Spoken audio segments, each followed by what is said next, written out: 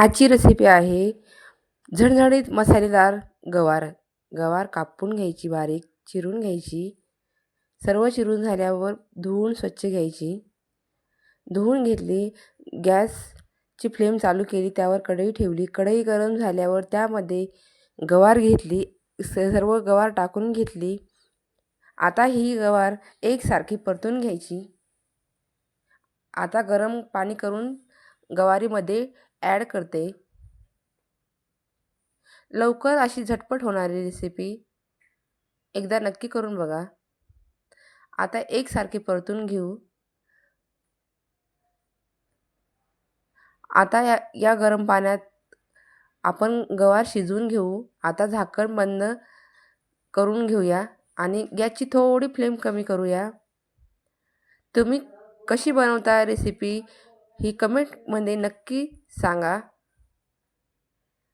आता आपली ही गवार शिजून झालेली आहे. एका प्लेटमध्ये काढून घेतली. आता शेंगदाणे भाजून घेते. व्हिडिओ संपूर्ण बघा. कढईमध्ये तेल गरम केलं. त्या तेलामध्ये थोडीशी मोहरी, थोडीशी हळद,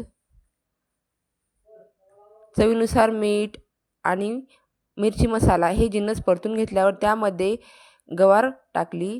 ठसकू नये म्हणून झाकण ठेवलं थोडंसं 1 मिनिट. आता झाकण काढून एकसारखी परतून घ्यायची. व्हिडिओ संपूर्ण बघा.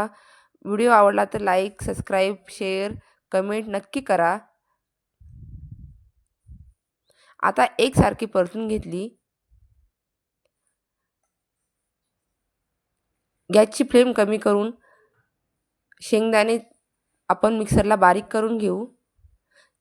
जाडसरही नाही आणि खूप बारीकही नाही. तुम्हाला हवं तसं तुम्ही घेऊ शकता. आता या गवारीमध्ये मी शेंगदाण्याचा कूट टाकलेला आहे. ही गवार आणि शेंगदाण्याचा कूट एकसारखा परतून घेऊ. बघा एकदम चमचमीत गवार तयार झालेली आहे. खूप झणझणीत आणि चमचमीत. एकदा नक्की करून बघा. तुम्ही कशी बनवता ही रेसिपी नक्की मला कमेंटमध्ये सांगा.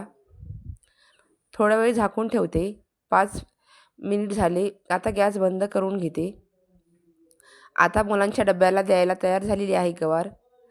चला मग डबा पॅक करूया.